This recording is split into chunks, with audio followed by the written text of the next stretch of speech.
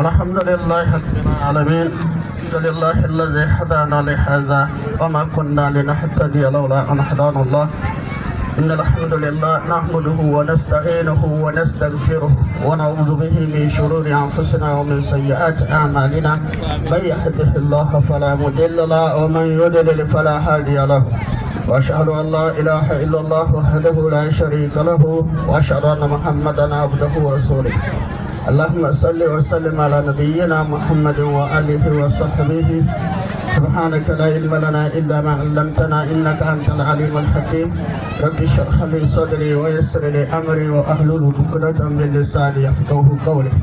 الله أكبر الله أكبر الله أكبر الله أكبر الله أكبر الله أكبر الله أكبر الله أكبر ولله الحمد. والحمد لله وكفى والسلام والصلاة والسلام أمان النبي بعدنا برحمتك عبده برحمتك يا أرحم الراحمين. Seigneur de l'univers, louange à lui. Nous avons loué Allah à travers des louanges islamiques. Reconnaître ses bienfaits, demander son assistance dans nos actions de la vie. Et l'implorons pardon de nos péchés. Nous avons demandé de nous protéger contre tout mal venant de nos actes, de nos comportements. Attestons que Mohammed a nulle divinité qu'Allah.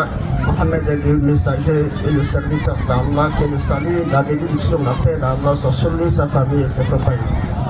Chers fidèles en Dieu, aujourd'hui nous sommes à une journée historique. Et nous louons Allah subhanahu wa ta'ala qui a fait de nous des personnes vivantes en bonne santé et présentes en ce jour honorable, une journée de valeur pour accomplir nos devoirs religieux qui est de prier cette prière et d'aller au sacrifice. Qu'Allah exauce, qu'Allah agrée, qu'Allah accepte nos œuvres. Chers fidèles, ce qu'il faut tenir compte de cette journée et tous les actes que nous avons accomplis à partir de cette prière, de sacrifice et le reste de nos actes, ça devait être vu dans le sens de compréhension et tenir compte de son contenu. Nous ne devons pas les pratiquer sur le plan mécanique sans en tenir compte du sens et de l'enseignement que cela nous produit. Ensuite, nous devons savoir que cette journée de grande importance, dans les prières des jeunes et les prières que nous avons accomplies aujourd'hui, ce matin, les sacrifices sont des actes qui doivent éduquer le comportement dans la pratique du monothéisme à Tawhid. C'est dans ce sens parce que nous avons hérité le Tawhid de par Ibrahim alayhi salam, de par sa foi, sa conviction et sa confiance à Allah, la reconnaissance des bienfaits d'Allah et dans tout ce qui l'entoure concernant cette confiance. Ibrahim alayhi salam a été vraiment un être constant dans les épreuves. Allah l'éprouva certainement, il l'éprouvait sérieusement. Il a pu surmonter cela dans les délivrer et c'est cette journée qui forme partie de l'histoire de cette journée parce qu'elle fut l'origine de ces actes que nous accomplirons ainsi que son fils Ismaïl. Dans ce cas de monothéisme, Allah lui-même nous a lancé l'appel.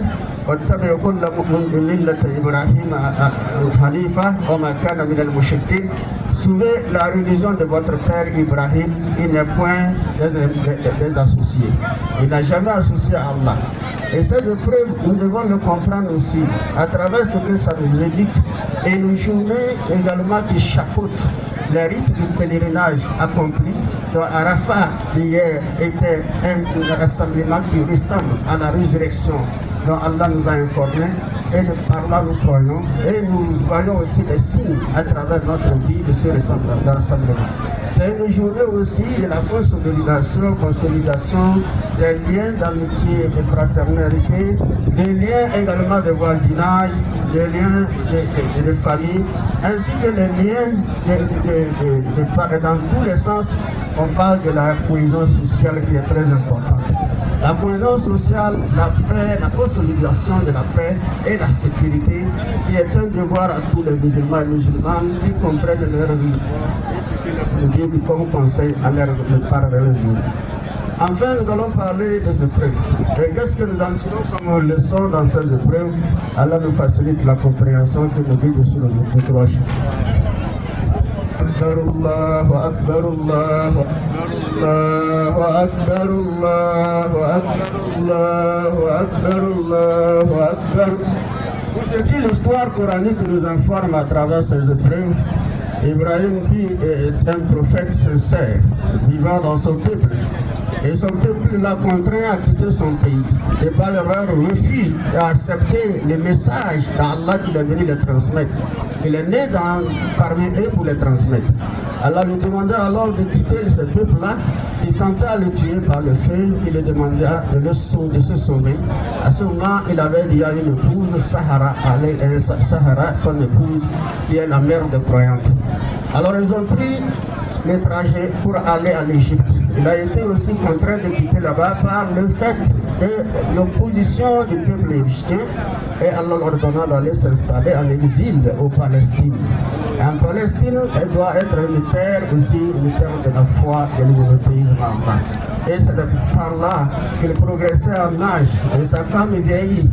Et ainsi, il n'y a pas d'enfant. La stérilité, il est bien convaincu qu'elle est stérile, elle ne peut pas donner l'enfant. Alors il aborda les invocations importantes. Parce qu'avant de quitter son peuple, il a demandé pardon à Allah. Il a demandé pardon à Allah parce qu'il sait qu'il en a besoin. Et les leçons que nous allons tirer, l'enseignement que nous allons tirer à travers ces invocations, il commence par demander pardon à Allah de lui préserver, de lui pardonner des erreurs. Et il demande à Allah de lui guider à ne pas commettre de bêtises, ne pas désobéir à Allah. Et c'est à partir de là, après les invocations, après la demande, il demande à Allah de lui guider. Nous devons comprendre que nous, musulmans, il nous enseigne qu'il faut d'abord demander pardon à Allah. Si nous avons besoin d'Allah, nous commettons des péchés, nous les reconnaissons, nous demandons à Allah de nous pardonner et ensuite nous lui demandons de nous guider à être bien guidés. Parce que carrément, est un soufflement de Shaitan qui peut provoquer la colère d'une personne et la colère d'Allah contre la personne et empêcher ses invocations d'être exaucées. Et ainsi, on constate que nous tirons cette leçon. Et dans le domaine également de l'épreuve de la demande, il a commencé par formuler une demande. Rabbi habli min as-salihin, Allah accorde-moi un enfant. Accorde-moi un enfant vertueux. Allah lui a donné au Basharnahu bi Gulamin Halim. Allah lui donna, pourquoi? Parce que la formule était bonne. Allah nous annonçant une nouvelle de la naissance d'un enfant longanime vertueux. Et il a eu cet enfant avec la deuxième femme qu'il épousa par l'ordre d'Allah, Hajara. Et il a épousé, il a eu maintenant Ismaïl. Ismaïl grandit, Allah le prouva encore une fois. Après également la naissance d'enfant, pendant des années, après l'invocation, le don, parce que le don, la formule a été bonne. Le prophète Ibrahim n'a pas demandé à Allah, donne-moi d'enfant, donne-moi, il a dit, donne-moi un enfant vertueux. Ça veut dire qu'un enfant vertueux dans ta vie, c'est ce qui serait bénéfique et profitable pour toi, pour ta famille, pour ta société. Ensuite, il a demandé à Allah de le protéger l'enfant. Allah le prouva encore, il a dit de l'égorger. Et il a vu en son, il égorgeait son fils. Allah,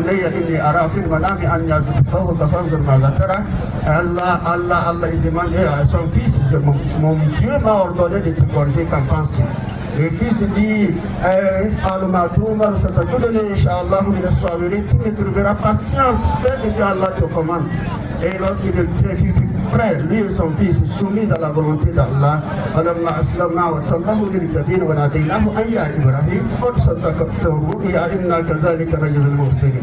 et là, Ibrahim a demandé à son fils accepta, et ils sont soumis pour égorger son fils. Allah l'a pris là, oh Ibrahim, tu as confirmé la vision, tu as respecté mon commandement.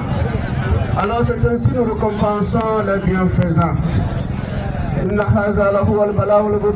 Ce n'était qu'une épreuve. Moi, il n'a pas besoin de ton enfant. Et nous avons échangé au lieu de l'enfant, nous l'avons donné un délieu cornu venant du paradis pour qu'il égorge en échange de son enfant. Et ainsi que nous avons, à partir des épreuves lourdes que Ibrahim a supportées, nous avons commencé par, à partir de là, le combler de nos bienfaits. De la délivrance, de l'épargnement de la mort à son fils. Et encore ce que Ibrahim n'imaginait pas, ne s'attendait pas. Et aucun être humain ne s'attend jamais lorsqu'il découvre que sa femme est stérile, atteigne encore la vieillesse, et lui-même il est personne vieille. Il ne s'attend pas à un autre enfant provenant de cette femme Sahara. Ça nous informe aussi que les femmes doivent être patientes dans toutes les situations, dans le mariage, dans la vie sociale et familiale. Elles doivent être plus endurantes à toutes les difficultés qu'elles subiront. Elles ne vont pas perdre la foi pour entrer dans le domaine où Allah déteste. Elles devaient rester attachées à Allah. Comme Sarah l'a fait, il s'est rattaché à Allah avec la foi, disant que c'est Allah qui crée, c'est lui qui donne, c'est lui qui crée. Elle est restée constante, en dépit du fait que sa épouse a un enfant, elle n'était pas affligée. Elle était là, toujours croyant à Allah, et toujours joyeuse. Et Allah maintenant annonçant à Ibrahim qu'elle aussi elle aura d'enfants.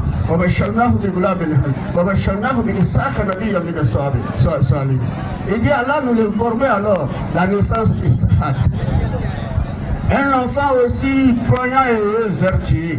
Nous l'avons. Et Sarah, maintenant, qui est une vieille femme stérile, a maintenant tombé enceinte et à avoir d'enfants, qui est Isaac, qui formait également les deux enfants prophétiques, Ismaël et Isaac, qui a fondé la nation. Isaac a fondé la nation arabe, et Ismaël plutôt a fondé la nation arabe, et le prophète Isaac a fondé la nation hébreu. Tous les deux peuples croyants. Qu'Allah fasse que nous soyons soumis à Allah et parmi les croyants et bénéficiants de ses bienfaits. Alors nous voilà ce qu'Allah nous demande et ce sont des enseignements que nous devons tirer. Ce ne sont pas des actes mécaniques sans contenu. Ça a des contenus des enseignements. Et ensuite nous devons comprendre aussi les moyens, les dépenses qu'Allah nous demande dans toutes les circonstances, dans tous les événements, ne sont pas une punition. C'est juste pour nous éprouver aussi de par ce qu'il nous a donné. Il nous demande une petite partie pour aider qui va lui, mais pour les hommes, il dit donner la zakat. Donner la zakat est obligatoire pour ceux qui ont des biens, avec votre argent. C'est moi qui donne, je vous demande ça aussi, pour donner les pauvres. Je vous demande zakat du filtre. Je vous demande également l'achat des bêtes qui coûtent cher pour partager la viande avec vos frères pauvres ce jour de joie. À la face que nous jugeons de l'islam, de l'enseignement de l'islam, de sa compréhension et de sa pratique. ربنا افتح بيننا وبين قومنا بالحق وانت خير الفاتحين.